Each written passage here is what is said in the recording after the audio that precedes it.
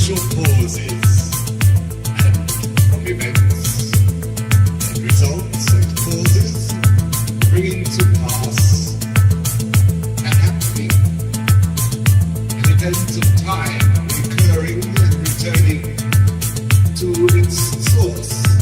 Of course, what we all see is what happens to be at this moment of time that we can appreciate with our mind, unless of course we are blind to the resultant frequencies, the causal nodes, and the patterns of vibrational disturbance that express themselves as objects and things, and even voices like this one, which, for instance, can bend.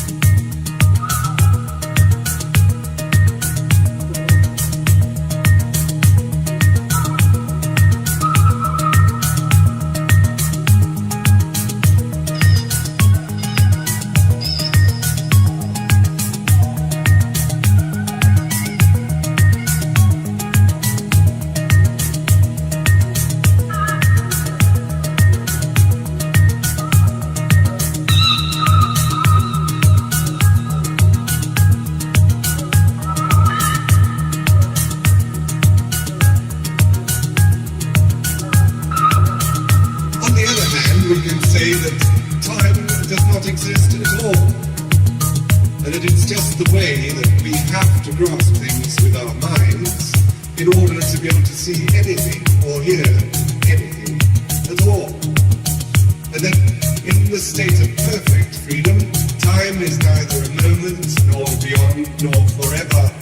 Time is the nowness of the singleness of the oneness, the uniqueness of the inseparability of the cause and effect syndrome that produces itself in the notion of time and sequence, cause and moment, result and pattern.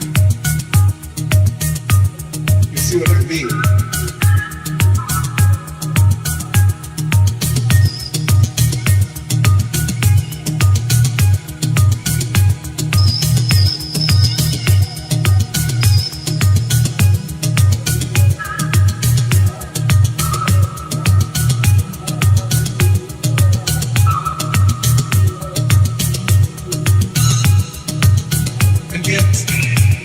There were no time, there could be no division, no extension, no life as we know it, no duration.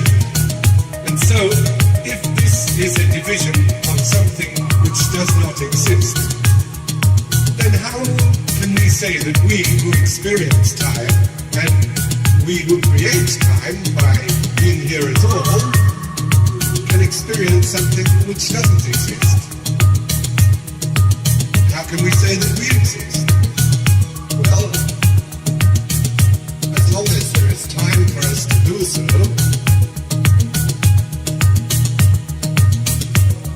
we can be here, we can see here, we can stand here, we can even examine what we do when we are here. Although, in one manner of speaking, as time doesn't exist, we're not here at all.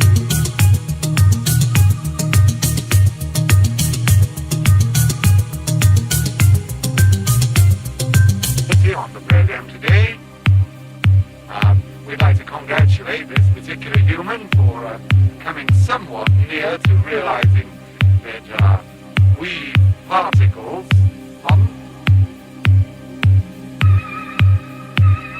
sequence and duration and strength and power, something which we cannot describe, but which everything that exists describes. Right. Then this is what time is describing. And therefore, time may be said to be the description of what ultimately is.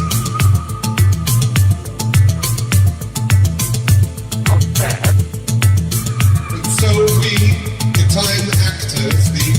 physical factors fashion a coat for time to wear so that it can see itself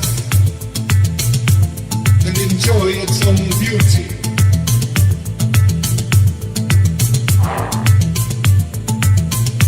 There's just one little flaw here, because you presume time to be separate from what ultimately is.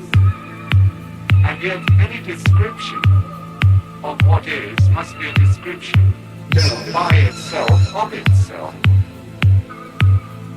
This is very difficult for the human mind to appreciate particles, and I'm sure you would like to give them a round of applause that they have actually come somewhat nearer towards assimilating a real identity.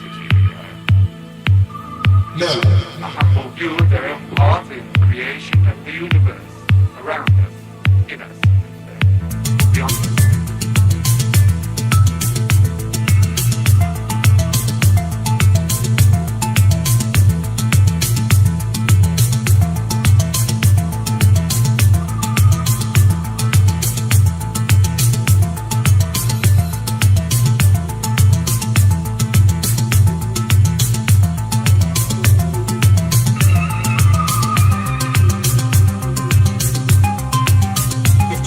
The wonderful thing of it all is that no one has time to experience all of time.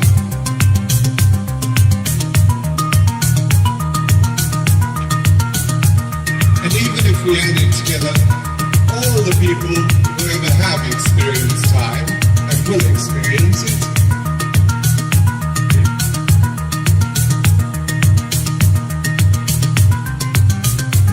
they still wouldn't describe it.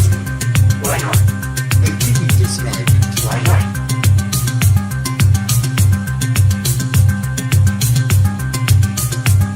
What is a long time to one person is a short time to another, but it's exactly the same time to a clock.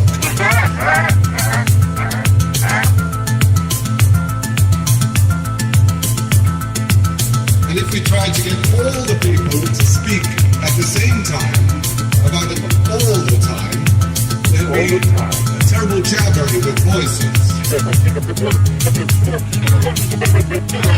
So if we really wanted all the people everywhere that ever experienced time to talk about time at the same time, they would all have to say one single thing together. Perhaps that would be the word time. It ceases to have any meaning.